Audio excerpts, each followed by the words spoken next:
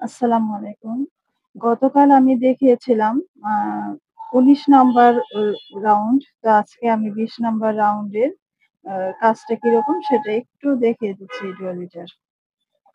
তো এখানে আমি এটা শেষ করে এখান থেকে ভালোভাবে আরেকটু বুঝতে সুবিধা হবে।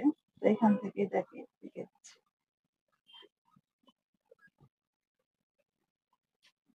এটুকু দেখলে পরেরটুকু ভালোভাবে বোঝা যাবে। এখানে আমি ৩ টি ডাবল ক্রোশেট নিব।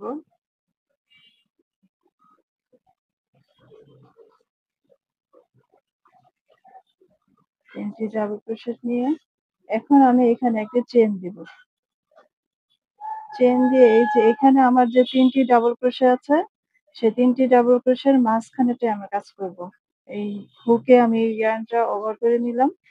নিয়ে এই যে এভাবে নিয়ে এখানে আমি ৩ টি ডাবল ক্রোশে করব। 3 ডাবল ক্রোশে। 1 এই হচ্ছে গিয়ে 2 এবং এটা 3। 3 ডাবল ক্রোশে দিয়ে এখন একটা চেইন করে নেব এখানে। চেইন করে নিয়ে তো এই যে এখানে যে ২ টি আ কাজ আছে এখানেও আমার কাজ করতে হবে। তো এখানে আমি হুকটা থেকে আমি আ সুতা আমি এভাবে ওভার করে নিলাম।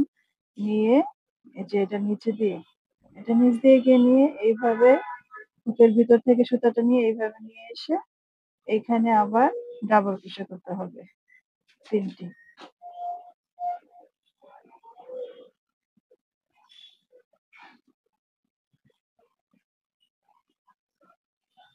3 ডাবল ক্রোশে এখন এখানে কোনো চেইন হবে না। চেইন না হয়ে এই যে এটা এভাবে আ হুক দিয়ে আমি সুতাটা পেঁচে নিলাম। নিয়ে এই যে ১ম যেই এখানে যে ৯ টি আমার ডাবল ক্রোশে আছে, সেই ৯ টি ডাবল ক্রোশেতে কাজ হবে।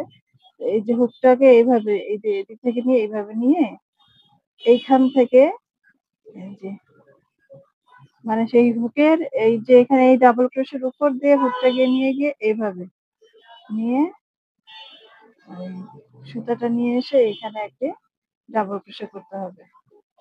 তারপরে একটা চেইন। একটা চেইন দিয়ে সেম ভাবে আবার এই যে এভাবে হুকটা নিলাম, নিয়ে এই যে এভাবে এখন এই যে এভাবে নিয়ে এসে